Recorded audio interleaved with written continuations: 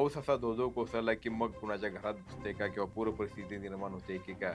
खरं तर पूर आधी पण यायचे. पण आत्ता येणारे जे पूर आहेत ते खूपच म्हणजे भयावह अशा पद्धतीचे पूर आहेत. पण मग हे एका रात्रीत काही घडलेलं नाही किंवा एका वर्षात काही घडलेलं नाही. त्यावेळी याकडे आपण संवेदनशीलतेने बघितलंच नाही असं म्हणावं लागेल. पाऊस पूर्वीसारखा न पडता तो धो-धो कोसळतो आहे. ह्या पावसाचा म्हणून हक्काचा जो एक प्रवाह असतो, तो प्रवाह माणसाने स्वार्थासाठी अडवलेला आहे. आपली विकासाची संकल्पना याच्यामध्ये कुठेतरी चुकीची आहे का? पण विकास करताना तो समतोल विकास आपण करतो आहोत का? किंवा पाऊस पडायला लागला की शेतकरी सर्वसामान्य माणूस खुश व्हायचा. आज पाऊस पडायला लागला की सर्वजण चिंतेत दिसतात. विकासाचा पाया हा अशा पद्धतीने मजबूत केला गेला पाहिजे, की जेणेकरून सर्व जीवित प्रत्येक प्राणी असतील, मनुष्य असेल, या सगळ्यांना त्यांच्या त्यांच्या हक्काचं मिळालं पाहिजे. याच्यात फक्त सरकारला जबाबदार धरून चालणार नाहीये. आपण जे सर्वसामान्य नागरिक आहोत, सर्वसामान्य नागरिक सुद्धा आपलं जे कर्तव्य आहे, ते कर्तव्य विसरत आहोत, ही यातली अजून जास्त दुर्दैवाची गोष्ट आहे.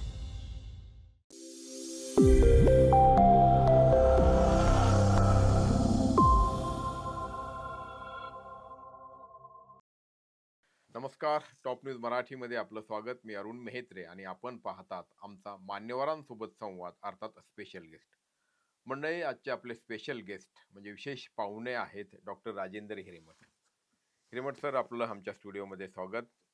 डॉक्टर राजेंद्र हिरेमठ हे पुण्यातल्या नामवंत अशा म्हणजे कॉलेज ऑफ इंजिनिअरिंगच्या भाऊ इन्स्टिट्यूटचे अध्यक्ष आहेत. त्याचप्रमाणे विकास आणि पर्यावरण या विषयातले अभ्यासक आहेत.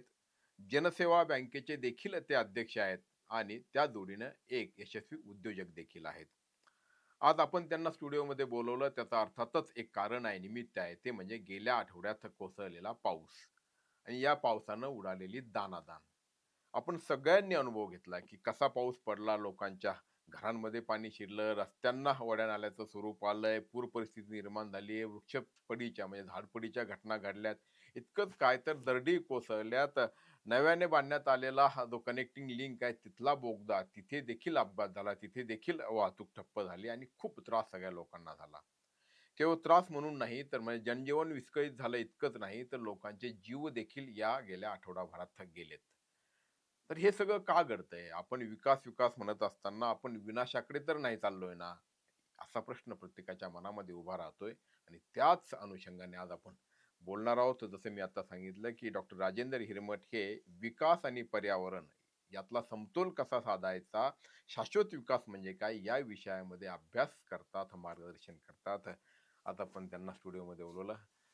आपलं मनपूर्वक स्वागत.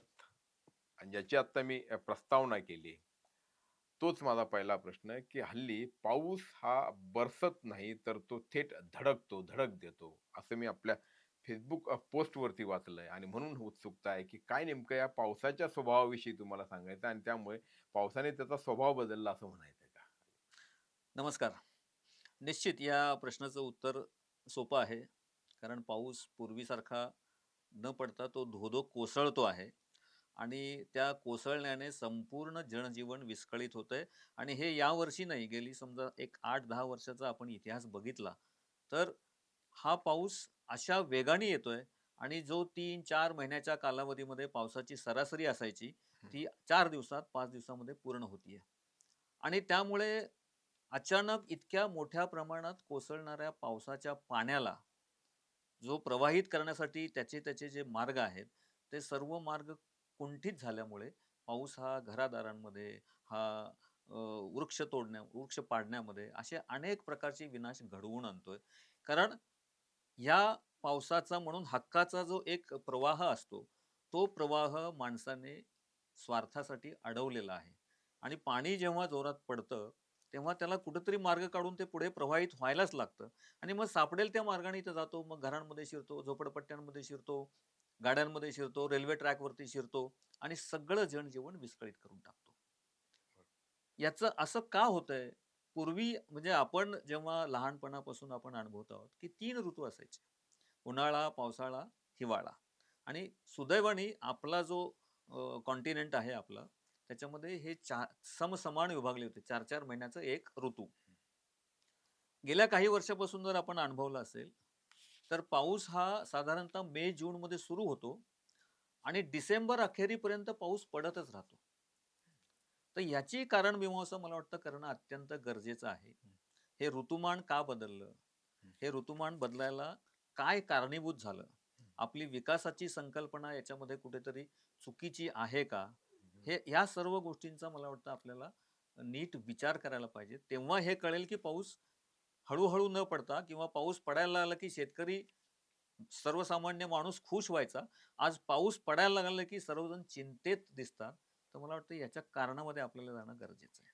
म्हणजे एका बाजूला आपल्याला पाऊस गरजेचा असतो. मग शेतीसाठी असेल किंवा आपल्याला दैनंदिन गरजा ज्यात म्हणजे पिण्यासाठी पाणी, उद्योगांसाठी पाणी आणि दुसऱ्या बाजूला पाऊस असा धो-धो कोसळला, की मग कुणाच्या घरात घुसते का किंवा पूर परिस्थिती निर्माण होते की काय अ, असा अनुभव. खरं तर पूर आधी पण यायचे. नदीकाठचा परिसर बाधित व्हायचा, शेतांमध्ये पाणी शिरायचं किंवा काही प्रमाणात. पण आत्ता येणारे जे पूर आहेत ते अ, खूपच म्हणजे भयावह अशा पद्धतीचे पूर आहेत आणि ज्याचा तुम्ही आता उल्लेख केला, की आपण नैसर्गिक जे नाले, ओढे आहेत त्यांचे प्रवाह अडवलेत. पण मग हे एका रात्रीत काही घडलेलं नाही किंवा एका वर्षात काही घडलेलं नाही. प्रदीर्घ काळ ही प्रक्रिया सुरू आहे. त्यावेळी याकडे आपण संवेदनशीलतेने बघितलंच नाही असं म्हणावं लागेल. मला असं वाटतं की आपण विकास हा प्रत्येक देशाचा झालाच पाहिजे. पण विकास करताना तो समतोल विकास आपण करतो आहोत का?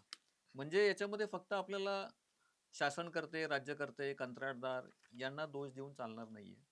तर हा विकास करत असताना विकासाचा पाया हा अशा पद्धतीने मजबूत केला गेला पाहिजे, की जेणेकरून सर्व जीवित ज्या गोष्टी आहेत, त्या सगळ्यांना त्यांचं स्पेस मिळेल. त्यांची त्यांची हक्काची जी काही अ, गोष्ट त्यांना लागते, ह्या हं. प्रत्येक म्हणजे प्राणी असतील, मनुष्य असेल, या सगळ्यांना त्यांच्या हक्काचं मिळालं पाहिजे.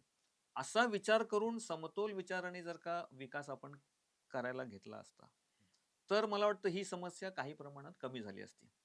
अर्थात याच्यात फक्त सरकारला जबाबदार धरून चालणार नाहीये.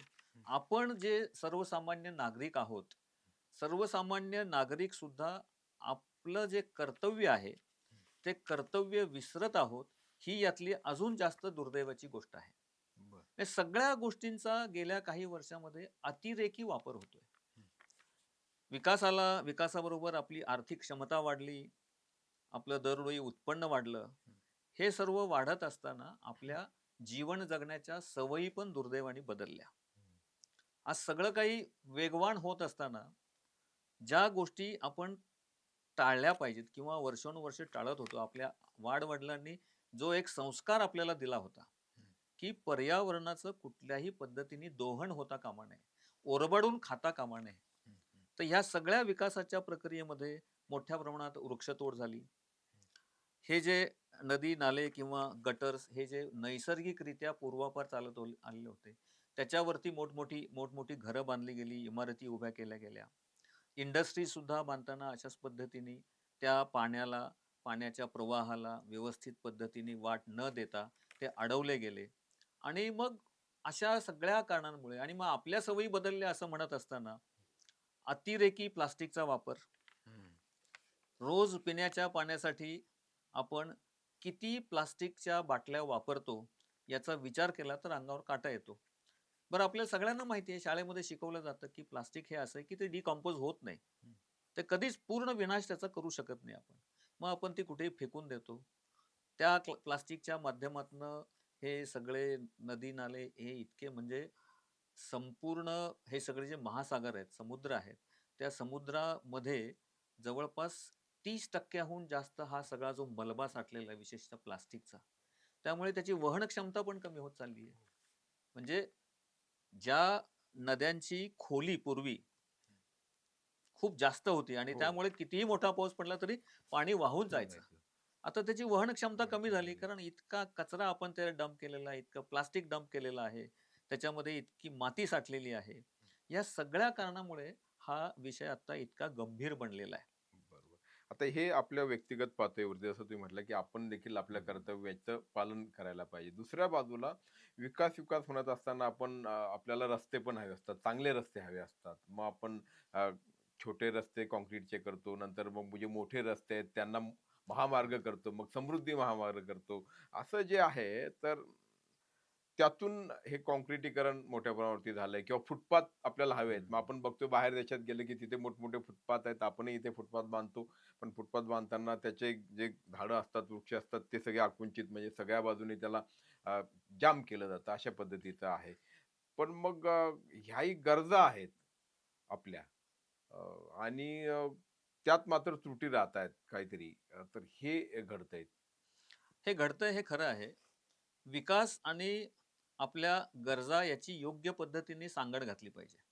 म्हणजे रस्ते मोठे पाहिजेत का? कारण ज्या पद्धतीने आपल्याकडे इंडस्ट्रियलायझेशन होतंय, हं. औद्योगिकीकरण होतंय. मोठ्या प्रमाणामध्ये आज जगभरातल्या सगळ्या कंपन्या भारतामध्ये व्यवसाय करण्यासाठी उत्सुक आहेत आणि त्यांचे त्यांचे मोठे-मोठे प्लांट्स त्यांनी भारतामध्ये उभे केलेत. आता अशा प्रकारची गुंतवणूक जर का भारतामध्ये यायची असेल, तर त्याला इन्फ्रास्ट्रक्चर जी पायाभूत सुविधा आहे. म्हणजे पूर्वी असं म्हटलं जातं, की पायाभूत सुविधा म्हणजे काय? रोड, हो. ट्रान्सपोर्टची व्यवस्था, टेलिफोन वीज, आणि योग्य तो कुशल असा कामगार वर्ग. कामगार. हो. या 4 गोष्टी मिळणं आवश्यक आहे. तर त्याच्यामध्ये ह्या पायाभूत सुविधा जर का आपण देऊ शकलो नाही, हं. तर स्वाभाविकपणे परदेशी गुंतवणूक येणार नाही. परदेशी गुंतवणूक नाही आली, तर आपल्याकडे रोजगाराचे प्रश्न जे आहेत, ते रोजगाराचे प्रश्न अजून गंभीर होतील. त्यामुळे एका बाजूनी ह्या सगळ्या पायाभूत सुविधांची उभारणी करणं हे अत्यावश्यक आहेच. त्याच्याबद्दल काही पर्याय त्याच्याबद्दल दुमत असूच शकत नाही. फक्त हे करत असताना समतोल साधणं, मी पुन्हा-पुन्हा जो आग्रह धरतो, समतोल साधणं. मला एखादा 4 लेनचा रस्ता 6 लेन करायचा आहे. हे जर का आपण याचं फोरकास्टिंग ज्याला म्हणतो आपण, की मी हा 2 लेनचा बांधत असतानाच इथली एकूण 10 वर्षांनी ट्रॅफिक काय असणार आहे? इथे औद्योगिकरण किती मोठ्या प्रमाणात होणार आहे? औद्योगिकरण झाल्यामुळे तिथे ज्या एम्प्लॉयमेंट नोकरीच्या सगळ्या संधी उपलब्ध होतात, त्या नोकरीसाठी येणाऱ्या लोकांसाठी घरांची किती आवश्यकता आहे?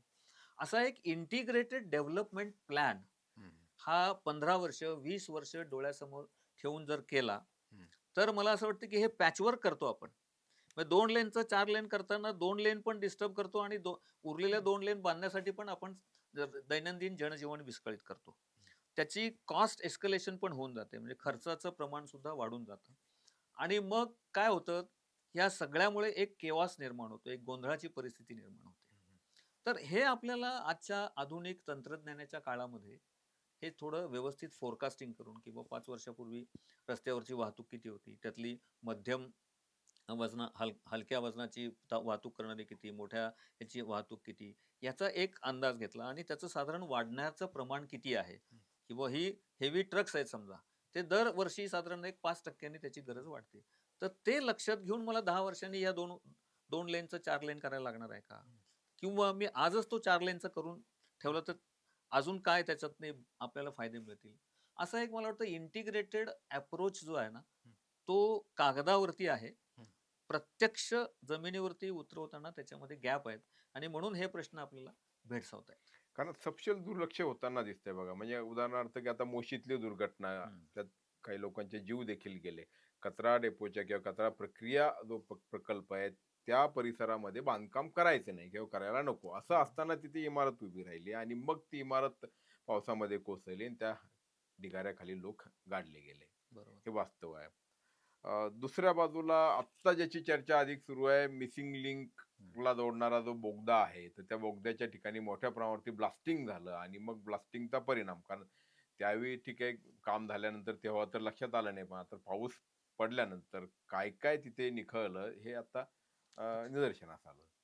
तर आपण दुर्लक्ष करतोय किंवा फार गंभीरच नाही त्या बाबतीत असं म्हणता येईल का? म्हणजे आपण म्हणजे सगळेच म्हणजे शासन, प्रशासन आणि करेक्ट. काय होतं म्हणजे तुम्ही म्हणताय ते अगदी बरोबर आहे. शासनात मध्ये बसलेली लोकं सुद्धा सामान्य नागरिकच आहेत. पहिले नागरिक आहेत आणि मग शासनामध्ये हं, बसलेले आहेत ते. बरोबर आहे. तर जेव्हा अशा प्रकारचे मोठे प्रोजेक्ट आपण करतो, मी मगाशी म्हटलं, की आज तंत्रज्ञान इतकं विकसित झालेलं आहे. हं, तुम्हाला तुमच्या ऑफिसच्या केबिनमध्ये बसून सुद्धा एखाद्या गोष्टीचा नीट जिओग्राफिकल नीट त्याचा मॅप तयार करता येतो. तिथे काय आहे, काय नाही, धोक्याच्या घंटा असलेल्या गोष्टी काय आहेत आणि मग त्या टाळता येण्याच्या दृष्टिकोनातनं एकूण बांधकामाचा आराखडा तयार करताना, म्हणजे आर्किटेक्चर असतील किंवा यातले डिझायनर्स असतील, या सगळ्यांचा रोल जो आहे ना, 100% याच्यामध्ये कॉन्ट्रॅक्ट्स दिली जातात. हं. ती त्या कॉन्ट्रॅक्टच्या टेंडरमध्ये 100% ने 101% सगळ्या गोष्टी मेन्शन केलेल्या असतात. पण त्या प्रत्यक्षात काम करताना त्या 100पैकी 90% तरी इम्प्लिमेंट झालेल्या आहेत का? हं. ह्या बघण्याची जी मधली यंत्रणा आहे, ती मधली यंत्रणा दुर्दैवाने गडबड आहे त्याच्यामध्ये. बरोबर. म्हणजे अगदी स्पष्ट मी परवाही हो, म्हटलं, की याच्यात जे साटं-लोटं एका हो, अर्थाने हो. होतं आहे. त्याच्यामुळे अशा गोष्टी घडतायत. कारण शासन काय दररोज शासन म्हणजे कोण आहे? त्यांच्याकडे काम करणारे वेगवेगळ्या स्तरावरचे अधिकारी, कामगार, हं. कर्मचारी असे आहेत. ह्याच्यात कुठेतरी मला वाटतं एक गॅप निर्माण झालेली आहे, की मला दिलेली जी ड्युटी आहे, मी जे काम करणं अपेक्षित आहे, मी तेवढ्या सिन्सिअरली हे करतो का? हे सुद्धा एक नैतिकतेच्या पातळीवरती तपासून बघण्याची गरज आहे. कारण हा डिझास्टर किंवा हा पाऊस किंवा पाऊस हा कशामुळे इतका धोधो कोसळतोय, ह्याच्या बॅकग्राऊंडमध्ये गेलं की ह्याच्यात ह्या सगळ्या एक मिसिंग लिंक्स दिसतात. म्हणजे एक मिसिंग लिंक तो झाला, हं. पण अशा अनेक आणि मिसिंग मिसिंग लिंक्स लिंक्स. ह्या रोजच्या व्यवहारामध्ये असे प्रोजेक्ट करत असताना किंवा शासन स्तरावर ठरवून ते इम्प्लिमेंट करत असताना दिसतात. बरोबर. आता तुम्ही याचं मोशीचं हो. उदाहरण घेतलं. किती दुर्दैवी उदाहरण आहे.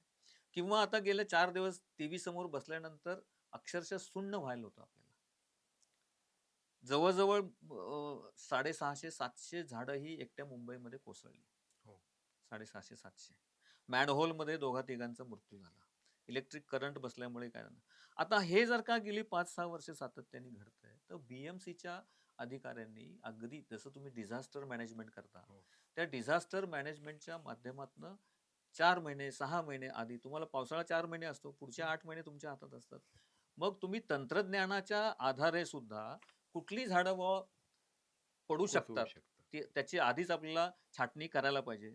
हे तुम्ही मॅप करू शकता. किंवा मोशीच्या घटनेमध्ये काल जी बातमी आली त्यात 30 मीटर उंचीचा ढिगारा आहे. प्रत्यक्षात त्याला 20 मीटरपेक्षा जास्त करू नये असा करू नये. त्यांनी संकेत त्यांच्या ठरावामध्ये केलेला आहे. तर मग 20 मीटर ते 30 मीटर हे होत असताना दुर्लक्ष कुणी केलं? त्याची कपॅसिटी जर का तेवढी आहे हो. आणि मग तुम्ही म्हणतात तसं त्याच्या पायथ्याला तिथे बांधकाम हो. करायला तुम्ही परवानगी दिली. त्याचे धोके तुम्ही असेस केले का? हा जो एक आपण नाही होऊन जाईल असा जो एक कॅज्युअल अप्रोच दुर्दैवाने दिसतो आणि ते पुन्हा ते कर्मचारी कोण आहेत? तुम्ही आम्ही आमच्यासारखेच अगदी. माणसंच आहेत. सो शासनापेक्षा मला असं वाटतं, की मी एक जबाबदार नागरिक हं. या नात्याने मी जिथे-जिथे काम करतोय, तिथे मी ते तेवढ्या सिन्सिअरली करतोय का? हा मला वाटतं जास्त भेडसावणारा प्रश्न आहे आज. पण याच्यामध्ये एक म्हणजे तुम्ही आत्ता त्याचा उल्लेख केला, की साटं-लोटं. साटं-लोटं म्हटलं, की त्याचा अर्थातच स्पष्ट शब्दात सांगायचं तर भ्रष्टाचार. आर्थिक. कुणाचा तरी देणं-घेणं तिथे होतं. अर्थपूर्ण संबंध त्याला बोललं जातं. तर हे त्या ठिकाणी अशा प्रकारचे संबंध आहेत, असं घडतं म्हणून मग या सगळ्या परिणामांना आपल्याला सामोरं जावं लागतं. हां, अर्थात हे म्हणजे शास्त्रीय दृष्टिकोनातनं एखादी गोष्ट कशी व्हायला पाहिजे, हं, हे ठरवतो आपण हं, कागदावरती. प्रत्यक्षात त्या पद्धतीने न झाल्यामुळे हे जे ॲक्सिडेंट्स होतायत किंवा हे जे दुष्परिणाम आपल्याला भोगायला लागतायत. कारण हे ठरलं होतं याच पद्धतीने या हं. चौकटीत करायचं आहे. पण ते होत असताना मधल्या काळामध्ये जो काही 1 वर्षाचा, 2 वर्षाचा कालावधी असतो, काम करणारी माणसं कॉन्ट्रॅक्टर्स, प्रत्यक्षात त्यांच्याकडनं काम करवून घेणारे प्रशासन. प्रशासन, याच्यामध्ये कुठेतरी दरी आहे आणि त्याच्यामध्ये कुठेतरी हे व्यवहार अडचणीचा ठरतो, बरं. अशी काही प्रमाणात वस्तुस्थिती आहेच. हे नाकारून चालणार नाही. आणि या 2 घटकांवरती ज्यांचं खऱ्या अर्थाने लक्ष असायला पाहिजे ती शासन व्यवस्था. कारण ही अशी तिघांची मिळून साखळी येस. तयार होते. करेक्ट, हाही करेक्ट. भाग आहे. त्यामुळे प्रत्येक टप्प्यावरती ती जी सगळी माहिती पण पर्क्युलेट झाली पाहिजे हो. आणि त्याच्यावरती लगेचच योग्य ती कारवाई झाली पाहिजे हं. किंवा कार्यवाही झाली पाहिजे. कार्य. हे ह्याच्या मधल्या गॅपमुळे हे गोष्टी घडतायत त्याच्यामध्ये. आपण बऱ्याचदा विदेशातली उदाहरणं देतो. म्हणजे कालही राज ठाकरेंनी बोलत असताना त्यांच्या भाषणामध्ये, की विदेशात जाऊन बघा, विदेशात जाऊन बघा कसं घडतं, किती बारकाईने विचार केला जातो. आणि मग पुन्हा की मुंबईची वाट लागायला काही वर्ष लागली. पुण्याची वाट लागायला अ, अगदी म्हणजे काही काळही लागणार नाही. अशा पद्धतीचं ते आणि ते नेहमीच आतापर्यंत बोलत आलेले आहे. आणि या सगळ्याचं कारण म्हणजे पुन्हा ते सांगतात, की भ्रष्टाचार हे प्रमुख कारण आहे. कारण आपण तंत्रज्ञान तिकडचं वापरतो, तंत्रज्ञ तिकडचे वापरतो. मात्र कंत्राटदार मात्र इथले असले पाहिजे. कंत्राटदार हिंदुस्थानी असं त्यांनी ते गाण्याचा एक संदर्भ देऊन सांगितलं. तर ही वृत्ती जी आहे, तर ती आपल्या समाजातच या ठिकाणी रुजलेली आहे. करेक्ट. मी म्हणजे आता इन्फ्रास्ट्रक्चरमध्ये माझा जवळपास 25 एक वर्षाचा अनुभव आहे. हं, वेगवेगळ्या कंपन्यांबरोबर मी हं. काम केलेलं आहे. एकूण आपल्याकडे कंत्राट देण्याची जी पद्धत वर्षानुवर्षीची चालू आहे ना, हं. त्याच्यामध्ये काही गोष्टी ह्या सुधारणा केल्याच पाहिजेत. हं.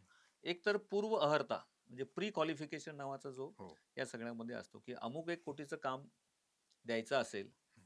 तर कोण ते कामाला एलिजिबल होईल? तर ज्यांनी अशा प्रकारचं काम पूर्वी केलेलं आहे, अशा लोकांनी. म्हणजे तेच कॉन्ट्रॅक्टर जे आहेत, ज्यांना ही कामं मिळवण्यामध्ये यश मिळतं, तेच त्याला क्वालिफाय होऊ शकतात. हं. पण नवीन जी लोकं नव्या उमेदीचे आज आपले तंत्रज्ञ आहेत, आपले युवक आहेत, हं. ज्यांच्याकडे ही कॅपॅसिटी आहे, हं. ज्यांच्याकडे व्हिजन आहे, बरोबर. ज्यांच्याकडे तंत्रज्ञान, त्यांचा अभ्यास, त्याचं डिझाइन या सगळ्या विषयामध्ये त्यांना गती आहे आणि काम करण्याची प्रचंड इच्छाशक्ती पण आहे. पण केवळ ह्या ज्या वर्षानुवर्ष ब्रिटिशकालीन ज्या पूर्व अहर्ता अटींचं एक भूत सवार आहे आपल्या सगळ्या इन्फ्रास्ट्रक्चरमध्ये. बरं. कुठलंही काम घ्या, रस्त्याचं घ्या, डॅमचं घ्या, कुठल्याही इन्फ्रास्ट्रक्चरचं जर घेतलं ना, त्याच्यामध्ये पूर्व अहर्ता अटीमध्ये जो वर्षानुवर्ष काम करतो त्यालाच ते काम मिळतं. तोच काम करतो. तोच काम करतो. कारण ती जी अट आहे ती नवीन यातले कोणी पूर्ण करू शकत नाही. आणि ते प्रस्थापित आहेत ते. प्रस्थापित आहेत. त्यांच्याकडे ते आहे. त्यांचं बॅलन्स शीट स्ट्राँग आहे. त्यांनी हो. अशा प्रकारची कामं पूर्वी केलेली आहेत. मग तेच एलिजिबल होतात. हो. पण ते एलिजिबल त्यांच्याकडे माझी कपॅसिटी व्यक्तिशः मी 2 कॉन्ट्रॅक्ट एका वेळी करू शकतो. मी 10 घेतले. कारण मी एलिजिबल आहे. मला बिझनेस वाढवायचा आहे. माणसं कुठे आहेत माझ्याकडे? हं. मग मिळेल त्या माणसांच्या माध्यमातनं काम करून घ्यायला लागलो आपण. हं. तर मग नवशिके जे काही हं. एम्प्लॉईज हे ते त्यातनं काही ना काहीतरी घटना ह्या घडत राहतात. अपेक्षित क्वालिटीचं काम होत नाही.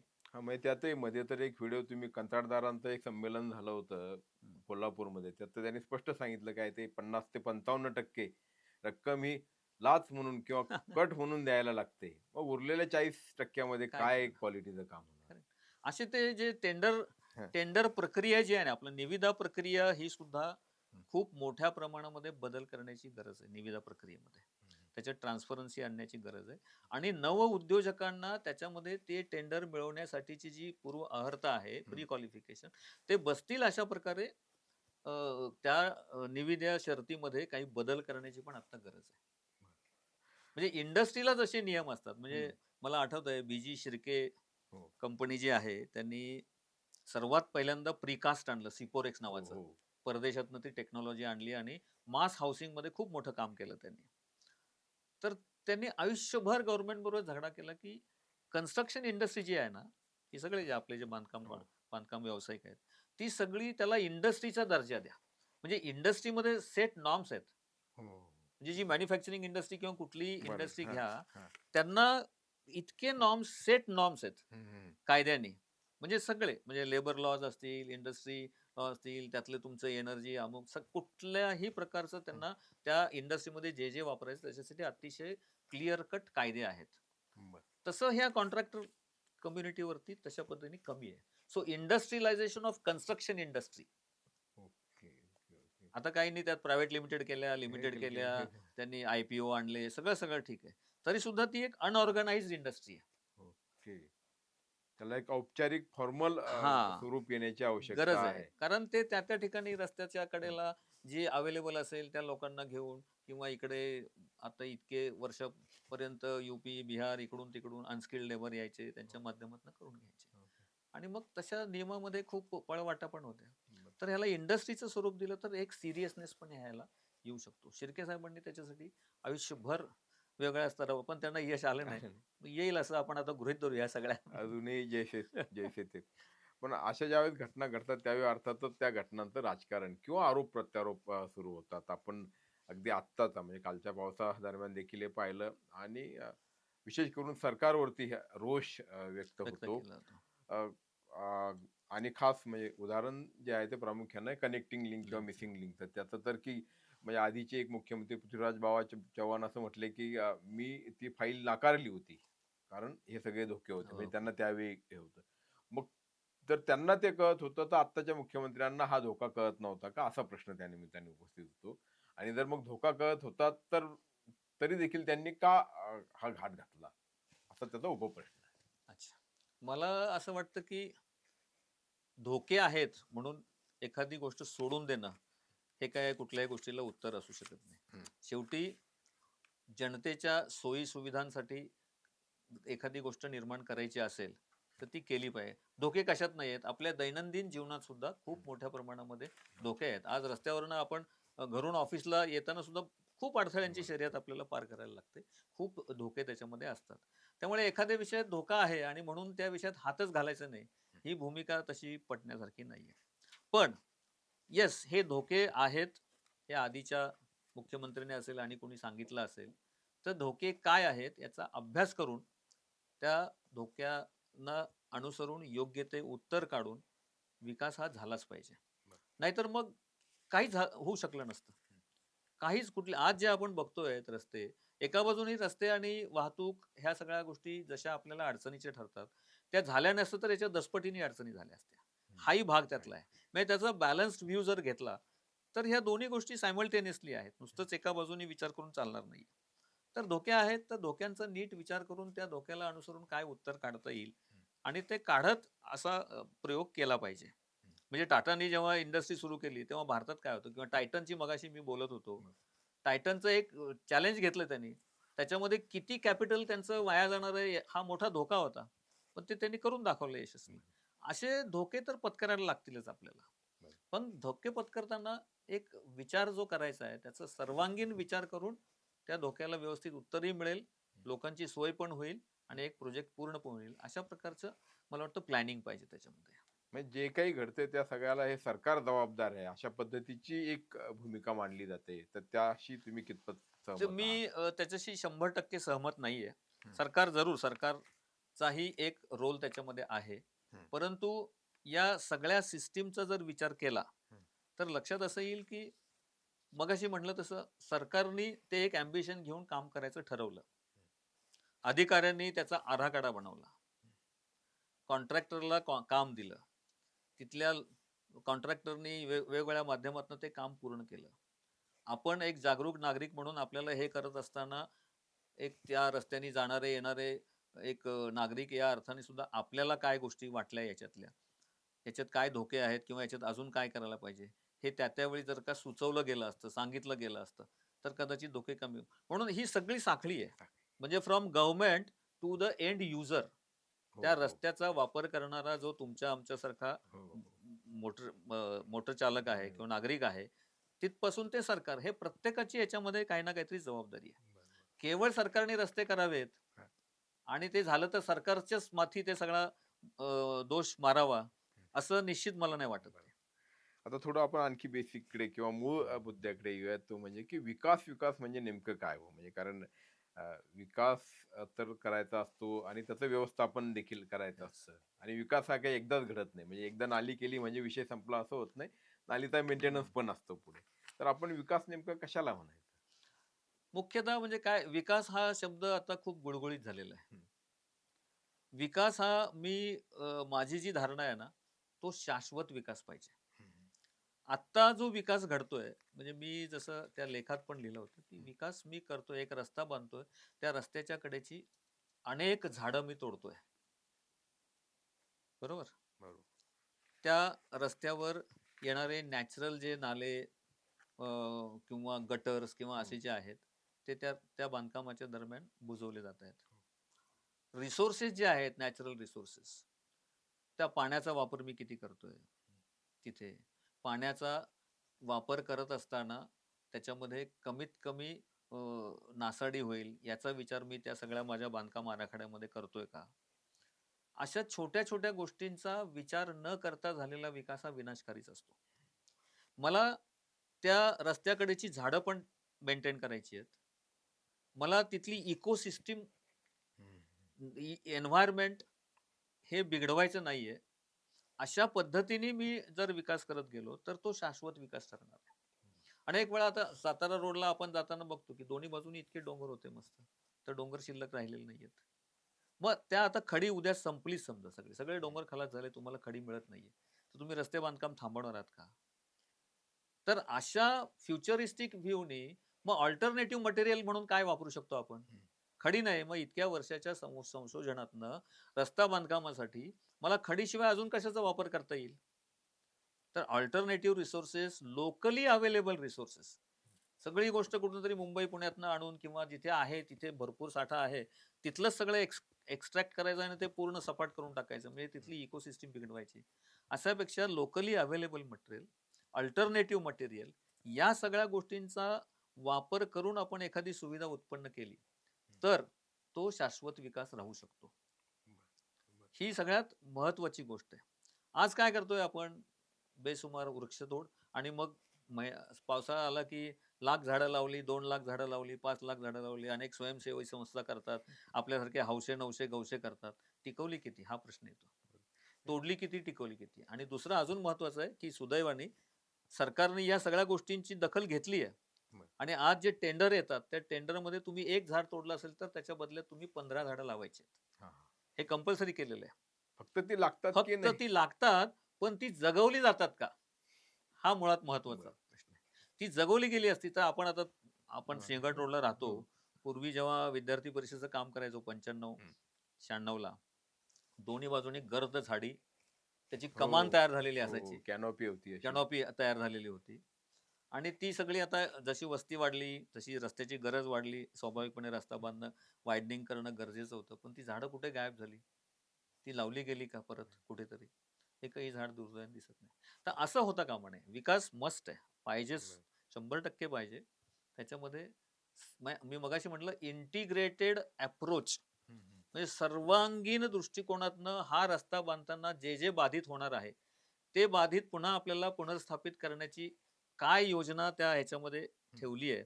भले त्या टेंडरची कॉस्ट एक 10% वाढू दे, पण त्या सगळ्या बाधित गोष्टींना पुनर्स्थापित करण्यासाठीची प्रोव्हिजन त्याच्यामध्ये पाहिजे आणि ते कंपल्सरीली करून घेतलं पाहिजे. यामध्ये एक तुम्ही फ्रेज किंवा हे वापरलंय बघा, वाक्प्रचार वापरलाय की ईज ऑफ डुईंग बरोबरच ईज ऑफ लिव्हिंग लिव्हिंग. असणं अपेक्षित आहे. बरोबर. तर हे सगळं त्याच्यामध्येच अपेक्षित आहे. हां, 100% म्हणजे आता बघा आपण ह्या सगळ्या फॅसिलिटीज आता आपल्या पुणे शहरापुरतं बोलायचं झालं, हं. तरी सुद्धा खूप फॅसिलिटी निर्माण केल्या. पण ईज ऑफ लिव्हिंग आहे का हो? आपण ऑफिसमधनं बाहेर पडताना ट्रॅफिकमध्ये किती तास अडकतो. मग मेट्रोची सुविधा झाली. मेट्रोची सुविधा समजा ही 10 वर्षापूर्वी झाली असती, तर काय परिणाम झाला असता? BRT केली आणि BRT तोडली पण. त्यावेळी काय लाँग टर्म विचार केला आपण? म्हणजे जी गोष्ट 10 वर्षापूर्वी व्हायला पाहिजे होती ती 10 वर्षानंतर झाली. तर त्याचा म्हणावा म्हणजे आता सिंहगड रोडचं परत उदाहरण सांगतो. हं. तर जे चौक आहे, चौकातनं एक पुढे उड्डाण पूल. तिथपर्यंत हे केला, एक उड्डाण ब्रिज पूल केला. गेला. आणि आता चर्चा मी ऐकतो तिथनं मेट्रोचं पण चाललंय. म्हणजे आता हे परत झालेलं आयदर पाडायला लागणार किंवा त्याच्यात आधीच पिलरची सोय केली असेल ते उचलायला लागणार. तोपर्यंत ती ट्रॅफिक डिस्टर्ब होणार. म्हणजे ईज ऑफ लिव्हिंग कुठे आलं? आणि याच्यामध्ये आपला अतिशय अमूल्य असा वेळ जातो ट्रॅफिकमध्ये. अमूल्य असं जे डिझेल, पेट्रोल आपण इम्पोर्ट करतो, कोट्यवधी डॉलर हो. देऊन, ते किती वाया जातं सिग्नलला थांबलो, ट्रॅफिकमध्ये थांबलो की. या सगळ्या गोष्टींचा मला वाटतं आणि मग ह्यातनं जे सर्वसामान्य तुमच्या आमच्यासारख्या माणसाची चिडचिड होते आणि आपल्या एफिशियन्सीवरती परिणाम होतो. हो. आपल्या एफिशियन्सीवरती परिणाम होतो ना. तर हे पण इनडायरेक्ट लॉस आहे आपला. तर हे जे आहे ना, मला असं वाटतं की आपण फ्युचरिस्टिक व्ह्यू 10 वर्षानंतर काय मी मगाशी म्हटलं तसं तंत्रज्ञान इतका उपलब्ध आहे आणि तंत्रज्ञानात भारत खूप पुढे आहे आज. हं, हं. अमेरिका आणि अन्य युरोपियन देशामधलं सगळं तंत्रज्ञान आपली लोकं चालवतात. ते मोठ्या फॅसिलिटी उत्पन्न करून देतात आणि आपली लोकं ती चालवतात. मग आपल्या देशासाठी का नाही करणार ते? पण त्याचा योग्य वापर झाला पाहिजे आणि 10-15 वर्षानंतर ची व्हिजन ठेवून आजची डेव्हलपमेंट केली, तर हा ईज ऑफ लिव्हिंग पण येऊ शकतो. बरोबर आहे. आणि शाश्वत विकासामध्ये शा ते दडलेलं आहे. एक्झॅक्टली. नाही आणि जसं तुम्ही म्हटलात की development at the cost of nature न हां, होता development with the in harmony harmony. Of with harmony of nature. म्हणजे निसर्गाशी संवाद साधत जर विकास केला, तर त्याचा त्रास किड्या-मुंग्यांना सुद्धा होणार नाहीये. माणसांना तर सोडा. ही जी हार्मनी आहे ना, ही हार्मनी दुर्दैवाने तुटत चालली आहे आपली. आणि ती निश्चितपणे ती जर पुन्हा म्हणजे पुनर्स्थापित कर पुनर्स्थापित करायची असेल तर ती जबाबदारी सगळ्यांची आहे. तर मग सगळ्यांची. आम्हा सगळ्यांची आणि विशेष करून म्हणजे शासन प्रशासन अर्थात इतक्या सहजतेनं त्यांना सोडूनही चालणार नाही.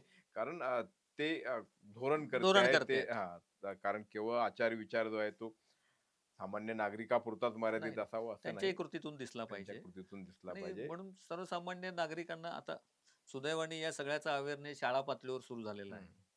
शाळेत सुद्धा मुलांना अशा प्रकारचे धडे दिले जात आहेत. नवीन शैक्षणिक धोरणामध्ये सुद्धा या सगळ्यांची आपली जबाबदारी हो. ही अगदी शालेय शिक्षणापासून द्यायला सुरुवात केलेली आहे.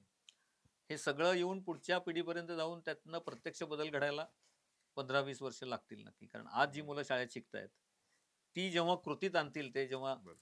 प्रत्यक्ष एक नागरिक होतील आणि कमवायला लागतील, वेळ लागेल. पण दिशा त्या दृष्टिकोनातून सुरू झालेली असं एक, म्हणजे जे पॉझिटिव्ह जर गोष्ट सांगायची झाली तर सांगायला, तरी सुद्धा आपण आपल्या सवयी बदलल्या पाहिजेत. बरोबर. मी प्लास्टिक वापरणार नाही हे पक्क ठरवलं पाहिजे. मी पाण्याचा वापर हा अतिशय काटेकोरपणे करेन, ही सवय लागली पाहिजे. असेल तेव्हा धो नळ सोडून देतो, नसेल तेव्हा मग 3-3 दिवस पाणी नाही आलं की आपण आरडाओरडा करतो. आणि अजून विसंगती कशी आहे बघा, इतका धो पाऊस पडून सुद्धा, अपेक्षेपेक्षा ॲव्हरेजपेक्षा जास्त पाऊस पडून सुद्धा एप्रिल मे मध्ये पाणी कपात करायची वेळ येते. टँकरनी पाणी टँकरनी पाणी यायला लागतं आणि टँकरला सुद्धा पाणी मिळत मिळत नाही अशी नाही अशा. परिस्थिती आहे. म्हणजे हा इतका विरोधाभास आहे. तर मग ते पाणी जमिनीत मुरायला, जे कॉन्क्रीटचे रस्ते झालेत त्यामुळे पाणी मुरत नाही, तर त्याची व्यवस्था केली पाहिजे. प्रत्येक, म्हणजे मी आता जे नवीन आपलं कॉर्पोरेशनमध्ये सगळी नगरसेवक आले, हो. सगळे पदाधिकारी निवडले, त्यांना एक 4-5 ओळींचं मी 4-5 सूचना केल्या होत्या. त्यात त्यांना म्हणलं, तुम्ही कॉर्पोरेशनच्या खर्चाने प्रत्येक मोठ्या सोसायटीमध्ये रेन वॉटर हार्वेस्टिंग करणं कंपल्सरी करा. हो. म्हणजे हे जे पाणी आता वाहून जाऊन अनेकांच्या झोपडपट्ट्यांमध्ये, ते जर का त्या सोसायटीमध्ये रेन वॉटर हार्वेस्टिंगच्या माध्यमातून मुरवलं गेलं तर स्वाभाविकपणे थोडी तरी समस्या कमी होईल. असे अनेक अशा गुंतागुंतीचे अनेक विषय गोष्टी आहेत. आहेत. पण जसं तुम्ही म्हटलात की सगळ्यांची जबाबदारी आहे आणि Yes. महत्वाचं म्हणजे कदाचित आता ते तुम्हाला पटेल न पटेल, पण जसं म्हणजे आमदार खासदार फोडतात तसे डोंगर फोडू नका, एवढंच सांगायचं. मग डोंगर ते फोडू कोणी नका, असू द्यात. वृक्षतोड, बेसुमार नका. वृक्षतोड करू नका.